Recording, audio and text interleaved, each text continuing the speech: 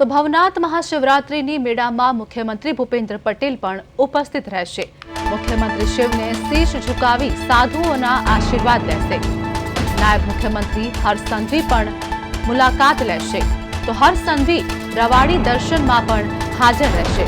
મહાશિવરાત્રિ મેળો ભક્તિભાવ અને ધાર્મિક ઉત્સાહથી ભરેલો છે।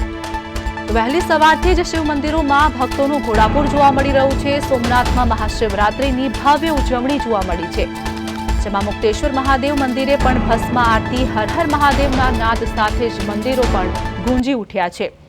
જેમાં પ્રથમ જ્યોતિર્લિંગ શ્રી સોમનાથ મહાદેવના સાનિધ્યમાં પણ આજે 15 ફેબ્રુઆરી 2026ના રોજ મહાશિવરાત્રિના પવિત્ર પર્વની ભવ્ય ઉજવણી કરવામાં આવી રહી છે। મહાશિવરાત્રિના પાવન પર્વે દેશના પ્રથમ જ્યોતિર્લિંગ સોમનાથ મંદિર ખાતે પણ શિવ ભક્તોનું ઘોડાપુર ઉમટ્યું છે અને લાખોની સંખ્યામાં શ્રદ્ધાળુઓ પ્રભાસ પાટણ સ્થિત સોમનાથ ધામે પણ પહોંચી રહ્યા છે। આ વચ્ચે સમગ્ર મંદિરો હર હર મહાદેવના નાદ અને જય સોમનાથના નાદ સાથે સમગ્ર વાતાવરણ ગુંજી ઉઠ્યું છે।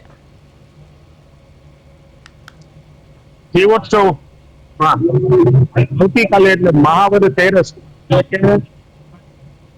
ઉત્સવના અંતિમ દિવસે ગુજરાત રાજ્યના મુખ્યમંત્રી આદરણીય ભૂપેન્દ્રભાઈ પટેલ બપોરે 3:15 વાગે ભવનાથ મહાદેવ મંદિરમાં પૂજા અર્ચના સાધુ સંતોના આશીર્વાદ લેવામાં આવી રહ્યા છે। સાથે સાથે ગુજરાત રાજ્યના નાયબ ઉપમુખ્યમંત્રી શ્રી હર્ષભાઈ સંઘવી પણ રાત્રે તમામ સાધુ સંતો અને રવેડીમાં પણ ઉપસ્થિત રહેવાના છે। ત્યારે પણ જૂનાગઢની તમામ જનતા અને સાધુ સંતો અને સૌ હરિભક્તોને સાથે પણ સરકાર દ્વારા જે આ વખતે ખૂબ જ ભવ્યથી ભવ્ય આયોજન કરવામાં આવ્યું, આયોજનમાં સાથે સુધી સરકાર પણ આવતીકાલે